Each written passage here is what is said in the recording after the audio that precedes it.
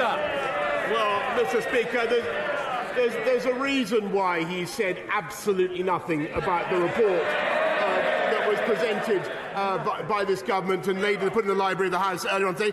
That is because, Mr. Speaker, the report does absolutely nothing to substantiate the tissue of nonsense he has just spoken. Absolutely nothing. Absolutely nothing. Instead, Mr. Speaker, this leader of the opposition, a former Director of Prosecutions, Mr. Speaker, so he spent most of his time prosecuting journalists and failing to prosecute Jimmy Savile, as far as I can make out, Mr. Speaker. He, Mr. Speaker, chose to use this moment. He used this moment, Mr. Speaker, continually to prejudge a police inquiry. That's what he chose to do. He's reached his conclusions about it. I'm not going to reach any conclusions, and he would be entirely wrong to do so.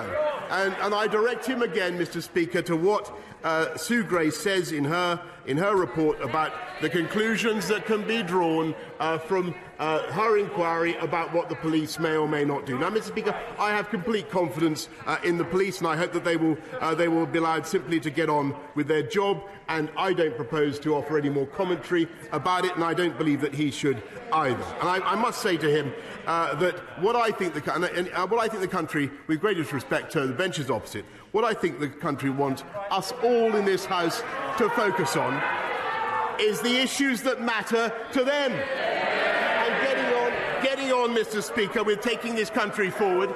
And Mr. Speaker, today we have delivered yet more Brexit freedoms with a new Freeport in Tilbury, as I said, when he voted 48 times to take this country back into the EU. Mr. Speaker, we have the most open society, most open economy. Mr. Speaker, this is, I think, what people want us to focus on.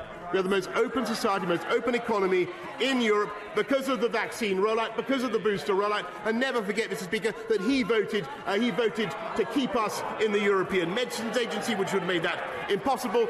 And today, Mr. Speaker, we are standing together with our NATO allies against the potential aggression of Vladimir Putin when he wanted, not so long ago, to install a Prime Minister, a Labour leader who would actually have abolished NATO, Mr. Speaker. That's what he believes in. Those are his priorities. Well, I can say to him, he can continue with his political opportunism. We are going to get on, and I am going to get on with the job.